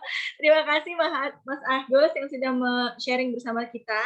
Dan ini waktunya running terus ya, dan kita harus berikan sesi tanya jawab, tapi kita akan kasih dulu satu pertanyaan kuis untuk para peserta. Peraturannya masih sama dan hadiahnya masih sama, peserta bisa menuliskan jawabannya di kolom chat. Kita langsung saja share pertanyaan kuisnya. Ya, pertanyaan kuisnya adalah, oke. Boleh operator dibantu pertanyaan kuis yang pertama? Iya. Pengeluaran terbesar tapi tidak pernah tercatat disebut biaya apa? Nah, itu yang tadi digaris bawahi, di bold, garis miring, dimiringin semua sama Mas Agus. Nah, itu jawabannya sudah benar semua ya. Jadi dicatat ya teman-teman, itu biaya itu tuh memang biaya paling besar, tapi sebenarnya nggak penting-penting banget gitu. Benar ya Mas Agus ya? Ya, jawabannya ini benar semua nih peserta nih. Kita langsung saja kasih jawabannya adalah biaya gengsi. Betul ya Mas Agus? Oke, ini memang biaya gengsi ini bahaya sekali ya. Oke, kita langsung saja ke sesi pertanyaan ya, karena ini sudah waktunya juga sudah mepet dan sudah banyak sekali pertanyaan, kurang lebih ada 138 pertanyaan yang kita nggak mungkin jawab semua. Jadi mudah-mudahan ini adalah pertanyaan mewakili kalian semua. Pertanyaan pertama ada untuk Teh Yulinda dari Seni Agustina di Bandung. Mbak Yulinda, aku menurut Mbak lebih utama asuransi kesehatan atau asuransi pendidikan dahulu yang kita mulai ketika kita memulai rumah tangga dan akan memiliki anak.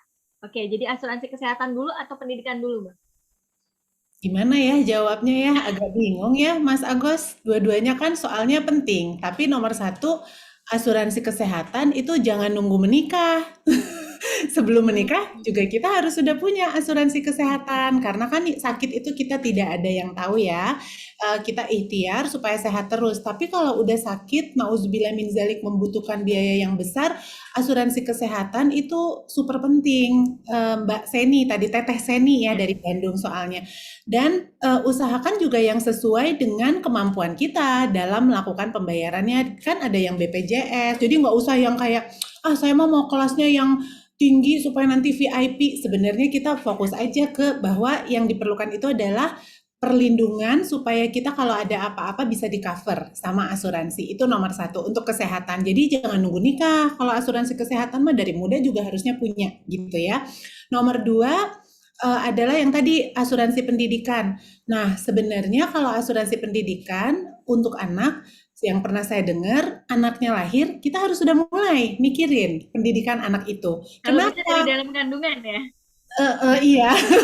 Kenapa? Karena kan uang itu nilainya berubah terus ya, semakin nanti dia umurnya, misalnya dia lahirnya sekarang, ya udah kita udah mulai mikirin, berarti ada jangka pendeknya, itu nanti dia masuk TK umur 3 tahun, terus nanti masuk SD, jadi di awal dia di kandungan atau lahir udah langsung harus dipikirin. Nah, jadi dua-duanya penting, tapi kalau asuransi kesehatan, dimulailah jangan ketika menikah, tapi ketika sekarang pun kita misalnya belum menikah, ya udah harusnya punya asuransi kesehatan sesuai dengan kemampuan yang kita miliki. Yang penting ada yang akan melindungi kalau kita nanti kena sakit ya, tapi semoga sehat terus gitu ya. Asuransi pendidikan untuk anak mulailah ketika anaknya baru lahir gitu ya, supaya nabungnya bisa nyicil. Kalau nanti mepet kan, waduh, nabungnya berat gitu ya. Itu sih dari saya jawabannya, Kakak. Kalau misalnya Teh Seni tadi di Bandung ternyata anaknya sudah beranjak besar, Oh enggak, berarti Pak. harus dimulai dari sekarang ya. Iya. Bisa budgetnya misalnya nih biaya kesehatan gitu, asuransi kesehatan misalnya 1 juta atau 750, bisa di-split bagi 2 gitu boleh ya Teh Irina? Iya, tapi harus tahu dulu nanti cita-cita pengen sekolahnya kemana, kita udah tahu biayanya berapa, terus kita bisa bagikan, berarti sebulan harus nabung berapa, atau ya carilah yang penyedia jasa asuransi pendidikan juga. Jadi selain menabung juga mengcover risiko kalau nanti bapak ibunya kenapa-napa, nabungannya jalan terus gitu ya. Kalau ada asuransi gitu, tapi ya itu semua pilihan ya. Yang penting mah harus nabung gitu ya. Yang Gitu. penting ada dan yang penting mulai. Yang penting mulai. Nah, benar. Ya, jangan tunda. Tadi kata Mas Agus, jangan tunda, segera mulai. Ya. Baik, mudah-mudahan terjawab Teh Seni di Bandung. Dan kemudian ada lagi nih pertanyaan untuk Teh Yulinda juga dari Mustika Novi. Sampai saat ini, bagaimana peran dan pengaruh Prudential Indonesia sendiri untuk mewujudkan mimpi para perempuan agar mandiri secara finansial? Silakan saya diceritain Ini deh. hebat gitu ya pertanyaannya. Yang tadi kata Mas Agus kan mandiri secara finansial itu berarti perempuan punya akses terhadap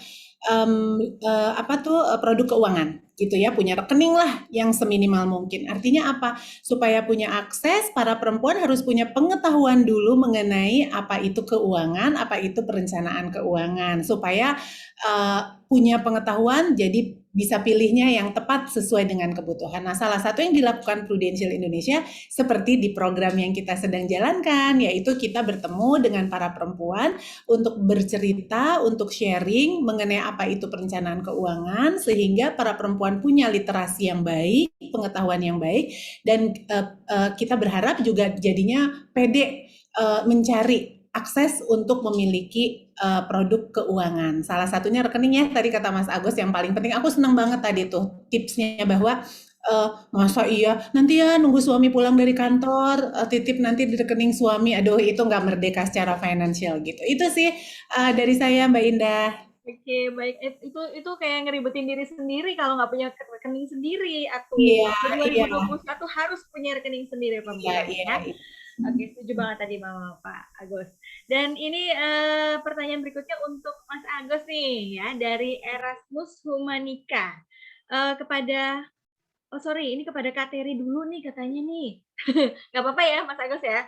Bagaimana tips bagi kita dalam melakukan pengontrolan terhadap uang jajan? Nah, uang jajan apa nih? Uang jajan sendiri atau uang jajan anak? Karena seringkali itu menjadi sumber pengeluaran yang cukup besar. Ini jajan sendiri sama jajan anak besaran mana? Kadang-kadang besaran diri sendiri. Silakan Mbak Teri boleh dijawab, Mas Agus juga boleh menambahkan. Mbak Teri silakan. Ya, aduh ini saya nggak tahu capable apa enggak menjawab ini ya, tapi saya ntar belajar juga salah atau benarnya, mohon dibantu Teteh dan juga Mas.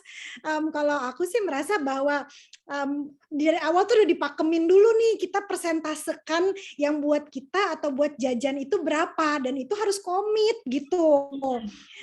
Ya geser-geser dikit mungkin ya, tapi jangan sampai kejauhan, jadi komit. Oke, jajan aku tuh sebulan cuman boleh contoh kayak 250.000, udah gitu.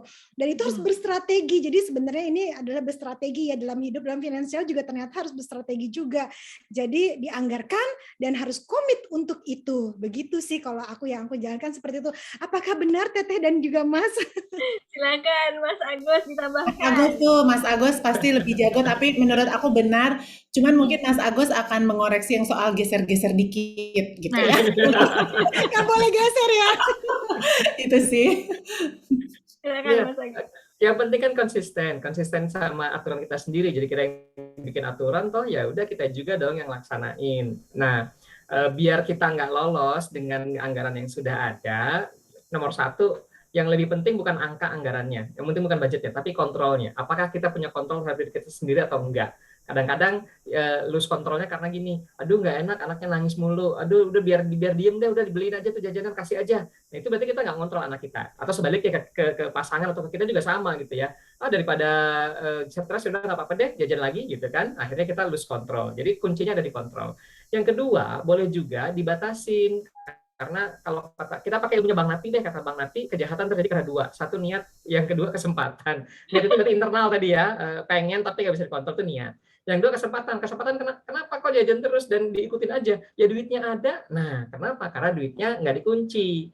Makanya dikunci. Tadi Teh Yul ini kan udah bilang, ada transaksi, ada rekening transaksional, ada rekening yang dikunci, rekening yang pasif. Nah itu boleh dikunci tuh, yang tabungan-tabungan duluan, begitu gajian saving dulu baru shopping, itu prinsipnya, saving dulu baru shopping. Jadi yang memang buat jatah jajan ada di rekening aktif, yang memang buat saving jangan sampai keganggu, dia taruhnya di rekening yang nggak ada ATM-nya, yang buku tabungannya diumpetin, kunci dalam lemari, lemarinya kunci dalam kamar, kamarnya kunci dalam rumah, rumahnya kunci lagi, pagarnya kunci ya, ambilnya ya. nggak usah se-ekstrim itu ya, nggak se-ekstrim itu. Tapi batasin dong. Atau misalnya kalau jajannya lebih banyak sering katakanlah pakai dompet elektronik, nah berarti saldonya itu yang dibatasin. Oke, kalau jajan khusus pakai uang yang ini nih di saldo elektronik, nah saldo yang dibatasin 500.000, ya udah 500.000 aja, nggak usah tambah lagi. Begitu habis udah selesai, nggak ada lagi jatah jajan gitu. Oke, jadi makanya nggak bisa geser-geser dikit tadi ya, karena kuncinya jauh banget ngambilnya. Susah banget, pokoknya dipersulit itu kuncinya yang si tabungan dana darurat itu ya, nggak apa-apa ya, berarti dikunci ya. Oke, berarti mudah-mudahan terjawab, dan ini juga ada pertanyaan lagi untuk Mas Agus nih, dari Mustika di Kepulauan Riau. Wah, jauh nih. Ketika baru masuk jenjang pernikahan, persiapan apa nih yang harus dilakukan oleh seorang wanita untuk menjadi seorang perempuan yang mandiri secara finansial? Dan sebenarnya apa permasalahan umum dari wanita sehingga dia gagal menjadi seorang wanita yang mandiri secara finansial? Ya, kalau baru pertama nikah, saya lebih sarankan ngobrol deh dengan pasangannya. Suami istri harus ketemu untuk menentukan visi pernikahannya. Dari kacamata keuangan ini penting banget. Pertama, visi keuangan. Misalnya gini deh, ntar kita mau punya anak berapa, mau tinggal di rumah yang seperti apa, siapa yang cari uang, apakah sama-sama kerja atau cukup suami aja dan seterusnya. Itu harus diobrolin dulu di awal. Supaya apa? Supaya kita enak jalaninnya. Kalau di awal sudah ada kesepakatan-kesepakatan seperti itu, lanjut dari hal yang besar, lanjut ke hal yang lebih kecil, misalnya anggaran. Oke, sebulan kita pengeluaran berapa sih? Maklum baru nikah itu kan masa-masa pengenalan ya, kita belum tahu kebiasaan masing-masing, kebiasaan jajannya dan seterusnya. Tapi sebelum nikah harus ada juga yang harus dikenali. Punya utang nggak sih? Itu ditanyanya sebelum nikah ya. Jangan udah nikah, nggak bisa telat itu. Kalau udah nikah baru tanya, oh ternyata kamu punya utang. Nah, jangan sampai kaget gitu ya. Jadi kita udah tahu sebelumnya. Kebiasaan-kebiasaan, oke lah dibicarakan sesudah menikah. Mungkin ada yang kebiasaannya jajan, mungkin yang satu lebih senang untuk di rumah aja, itu kan juga akan mempengaruhi secara keuangan. Dan konflik itu mahal. Konflik rumah tangga itu mahal. Begitu ada konflik rumah tangga, misalnya ya nggak sengaja mungkin salah ngomong segala macam, akhirnya ada konflik, suami pulang pasti beliin hadiah biar bisa perbaikan. Itu kan mahal. Atau istrinya akhirnya ya udah deh makan di luar aja, dijajanin makanan yang mahal biar bisa baikan. Itu kan jadinya kita keluar uang lebih banyak. Kenapa? Karena ada konflik dalam rumah tangga. Jadi biar bisa lebih hemat, rumah tangga itu sebaiknya banyak komunikasi, banyak bicara gitu ya dari sisi keuangan. Nah, kemudian apa yang membuat perempuan jadi gagal? Kadang-kadang ada perempuan yang menjadi gagal untuk bisa mandiri secara keuangan karena dia terlalu menggantungkan semuanya sama suami. Saran saya nggak begitu. Pertama dibicarakan, siapa yang akan kerja dan mencari penghasilan dalam rumah tangga kita? Bagaimana ngatur pengeluaran? Boleh nggak kalau saya mau kerja misalnya? Itu dibicarakan kalau memang mau kerja. Kalau mau kerja juga nggak apa-apa, tapi juga punya akses. Boleh nggak saya punya akses rekening sendiri? Boleh nggak saya punya tabungan sendiri? Artinya kalau ada apa-apa nggak nunggu suami pulang. Kalau ada emergency misalnya, aduh ATM-nya dibawa sama suami, nggak punya rekening sama sekali, nggak punya tabungan sama sekali. Ini juga jadi nggak nyaman hidupnya. Tadi Teh Terry bilang yang namanya merdeka itu adalah memunculkan ketenangan gitu. Oke, baik. Terima kasih. Mudah-mudahan Mustika terjawab semua persiapan dan juga menghindari masalah ya, daripada rugi, mesti makan di luar, mesti masak enak, mesti beli hadiah, mendingan jangan sampai ada konflik. Jadi dibicarakan dengan baik-baik. Begitu ya Mas Agus ya. Baik, ini ada pertanyaan nih untuk Terry Putri. Selamat pagi, saya Umu Salama dari Tangerang. Bagaimana menjaga hati dan diri agar bisa konsisten taat dengan rencana keuangan yang telah kita buat di awal bulan. Karena terkadang ada aja nih godaannya ketika masih pertengahan bulan dan dari lingkungan sekitar. Nah, silakan Teh Terry. Masya Allah, Assalamualaikum Umu. Saya juga terus belajar karena sekali lagi masalah komitmen dalam hal apapun, baik keimanan ya, tapi juga dalam keuangan di sini juga itu tadi kita harus terus belajar dan terus harus berjuang, harus diperjuangkan terus gitu untuk ya namanya hidup ya gitu. Jadi emang harus ada komitmen di sini gitu. Jadi kalau dalam keuangan mungkin aku mengatakannya komitmen gitu untuk apa yang sudah kita atur tuh kita jalankan. Tapi kalau dalam keimanan kan istiqomah ya istilahnya gitu. Jadi itu istiqomah dalam keuangan juga ternyata memang harus ada karena berhubungan juga kan dengan apa yang kita lakukan nih baik atau tidak ya dari sisi penghasilan keuangan berkah atau tidak. Nah sebenarnya mengatur keuangan salah satu bentuk ikhtiar kita loh untuk dalam bentuk ibadah juga ya. Jadi dalam hidup kan mesti ikhtiar termasuk dalam mengatur keuangan mempersiapkan gitu ya. Itu juga bentuk ikhtiar. Jadi pada saat kita sudah komit gitu ya dan di sini ada bentuk ibadahnya maka akan dijalankan semuanya. Jadi kalau aku sih Umu berpikir ini ikhtiar aku loh, ini ibadah aku loh. Kalau ibadah aku harus komit untuk menjalankan itu, gitu sih Umu. Jadi itu terus gitu. Tapi namanya ujian pasti akan ada aja. Tapi pada saat kita komit yang istiqomahan tadi, maka bentuk ujian apapun itu juga ya di koridor terus gitu. Itu sih yang aku rasakan. Dan never ending learning ya untuk berusaha juga. Jadi kayak sekarang kita belajar bahwa apa yang bisa kita lakukan ya baik dari tadi mempersiapkan dari sisi asuransi kalau mau ada syariah sekarang sudah ada asuransi syariah yang bisa kita jalankan. Jadi tetap di jalurnya tapi dengan hal-hal yang baik yang bisa kita perjuangkan. Gitu sih Umu, tetap komit dan banyak kok peluang untuk bisa kita menjalankan itu supaya ikhtiar kita tuh semakin bagus, semakin maksimal gitu dalam hal keuangan gitu. Jadi bisa memilih produk-produk yang sesuai dengan syariah. Gitu Umu. Mungkin seperti itu ya. Terima kasih Terry Putri sudah menjawab. Mungkin Mas Agus sendiri aku sedikit bertanya, kita wajib nggak sih, kita punya kewajiban nggak sih dalam Islam sendiri itu diatur nggak kalau kita wajib mengatur keuangan yang kita terima gitu? Ya, tergantung amanahnya biasanya ya. Kalau misalnya hidup sendiri, ya berarti wajib dong ngatur uang. Kenapa? Karena itu kan menjaga keselamatan. Kan dalam kehidupan kita itu kita harus menjaga keselamatan agama, keselamatan diri, termasuk keselamatan diri kan termasuk di dalamnya adalah keuangan. Dan kalau misalnya itu kalau sendiri, kalau berumah tangga berarti kan kita menjaga juga keselamatan rumah tangga. Bagaimana rumah tangga ini bisa berjalan dengan baik. Tentu bahan bakarnya itu uang, dalam rumah tangga salah satu bahan bakarnya kan uang. Nah kalau kita ngaturnya nggak bagus, ya udah berarti kan juga kemudian rumah tangganya bisa berantakan, nggak harmonis. Itu secara umum. Secara spesifik ada juga kok ada juga anjuran-anjuran misalnya kita seharusnya tidak boleh pelit dan tidak boleh boros. Jangan kau simpan tanganmu di belakang leher dan jangan kau julurkan tanganmu. Artinya belakang leher itu jangan pelit atau menjulurkan itu artinya jangan boros. Pengeluaran terbaik adalah di pertengahan. Artinya ya udah kita happy boleh banget, tapi jangan juga mengorbankan kebutuhan gitu ya. Kemudian ada juga banyak anjuran untuk bersedekah. Dengan bersedekah itu akan melancarkan rezeki, membuat hati lebih tenang dan kemudian menjauhkan dari bencana. Jadi salah satu cara untuk menjaga proteksi, selain proteksi itu juga punya tabungan, proteksi itu juga punya asuransi. Nah, proteksi juga artinya banyak sedekah. Karena dengan banyak sedekah kita menjauhkan diri dari risiko. Itu kira-kira. Amin, amin. Baik, mudah-mudahan ini bisa terjawab semua pertanyaan-pertanyaan yang terwakilkan begitu ya.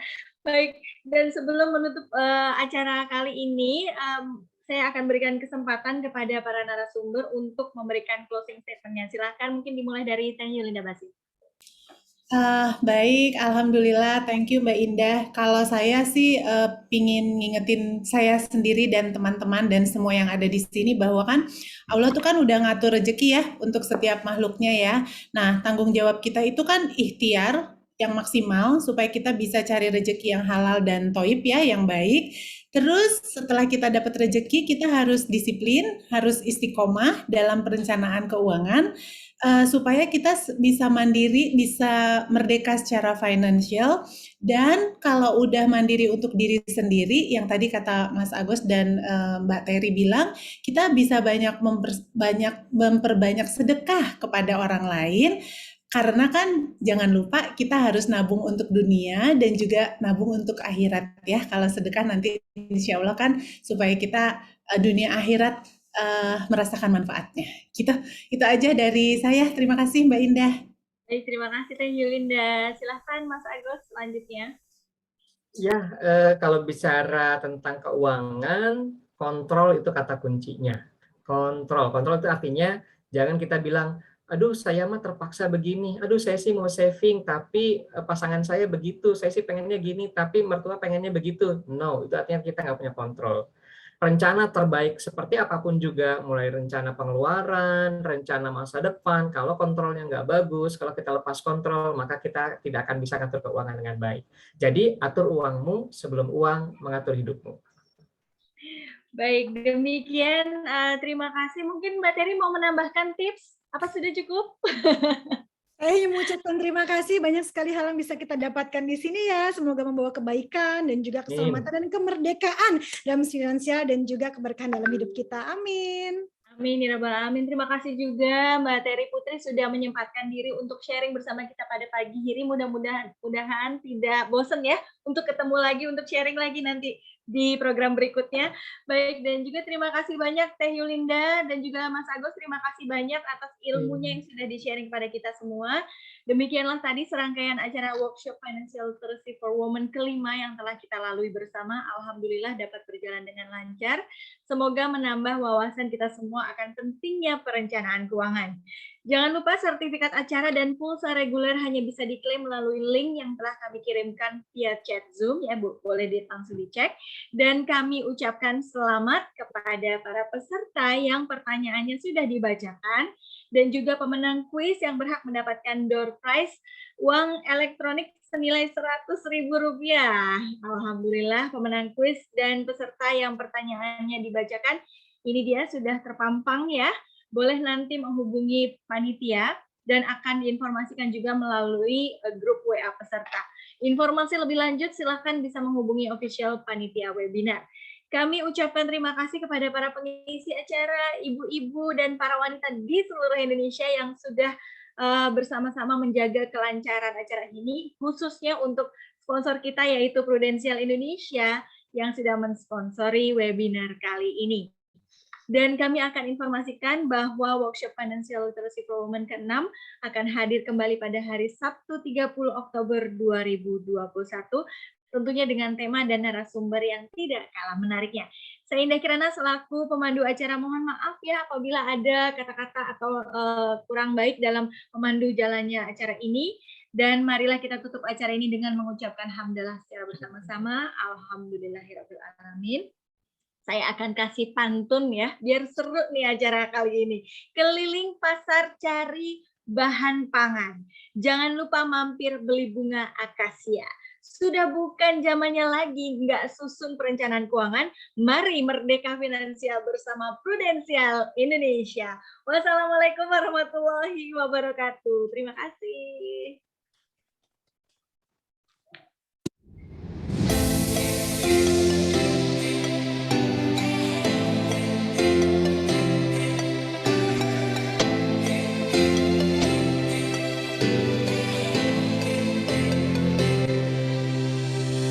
We have found our way. It's a brand new day, and we'll be making history. Are you with me? Won't you? come so far. This is who we are. And like the rising sun, we have just begun to play our part. This is the time we form the chorus. Lift your voice for those before us. We can rely on one another. Feel the pride, let's show our colors. We are heroes and dreamers. We are restless believers, stronger than ever. Never say never. Don't look back now. Don't look back now. Rise up, stand with each other. We are sisters and brothers, finding our place and running the race. We'll take our chance and seize the moment. Hold on tight and don't let go of all your hopes and dreams that light the way.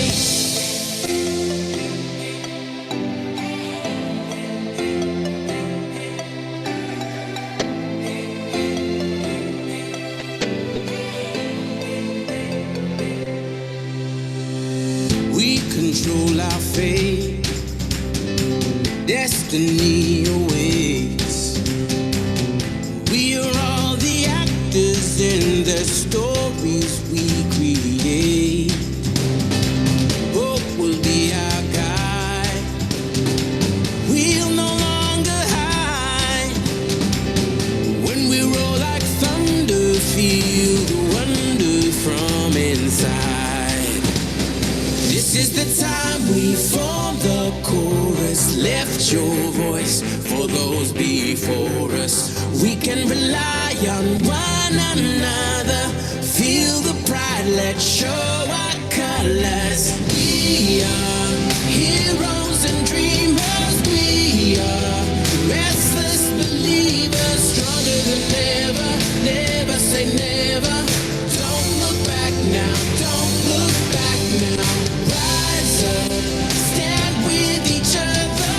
We are sisters and brothers, finding our place and running the race. We'll take our chance and seize the moment. Hold on tight and don't let go of all your hopes and dreams that light the way.